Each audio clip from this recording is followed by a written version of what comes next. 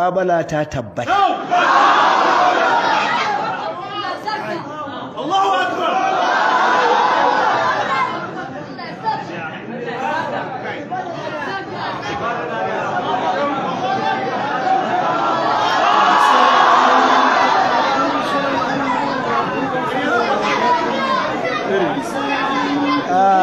Bari in karanta muku abin da ke ciki, ku bari in karanta muku. Ka ɗauka a kyamara? Abun nema ya samu, abun nema ya samu, abun nema ya samu. Wa an yi husharan nasu duha inna mau'idakum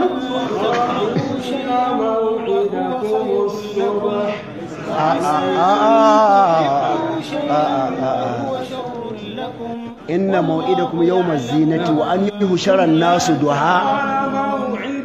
Yawa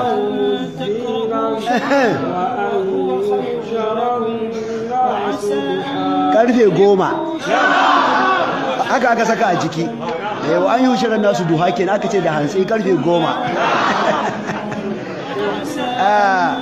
Barin karanta muku da ɗanyi wani tsokaci. Aka ce Bauchi State Shari'a Commission, Hay'atul Shari'a Al-Islamiyya Wilayatu Bauchi, wato da larabci kenan. Aka ce a Sheikh Idris Abdul Aziz Dutsen Tanshi Bauchi State. Assalamu alaikum. To kun shiru mana. Special invitation, gayyata ta musamman. Special invitation, gayyata ta musamman.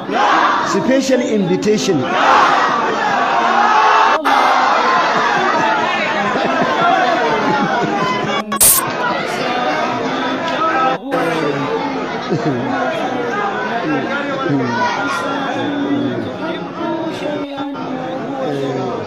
To ku tsaya ku ji, bari mu je asalin gundarin abin da aka rubuta.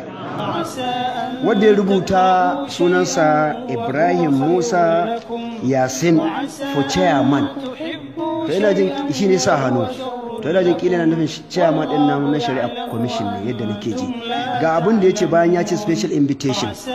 Sai ce I am under instruction to formally write and invite you to an interactive session, munaqasha, for clarification over your utterances made during Ramadan tafsir session, in which you said, kai na manzon Allah ma ba ma so taimakonsa karewanta kenan. Wato sun yi kotun din magana ta ce. Shi ne ce, your kind response will go along with generating the ongoing tension among public for the peaceful coexistence among the Islamic religion faithful. Turancin magashi ne da yake. To nan ni abu ɗaya ne yake so ne a tsokaci da suka ce suna neman clarification wato ƙarin bayani over your utterances, wato maganganun da na yi kenan in fassara su da haka, made wadda ka yi jirin Ramadan tafsir session, wato lokacin da a lokacin wannan Ramadan kenan, haka ne? To sai suka ce wai an gane your kind response will go a long way to generating the ongoing tension among public for the peaceful coexistence among the Islamic religion faith. To da suka ce tension da na aifar a tsakanin al'umma, wannan ƙarya ne. Tension ne a wajen 'yan ɗariƙu, tension ne a wajen 'yan ɗariƙu, amma ba tsakanin al'umma ba. Wannan shi ne gaskiyar magana. Saboda haka nan ba su yi adalci ba da suka ce an tada tension a tsakanin al'ummar musulmi. Waye hankalin sai tashi?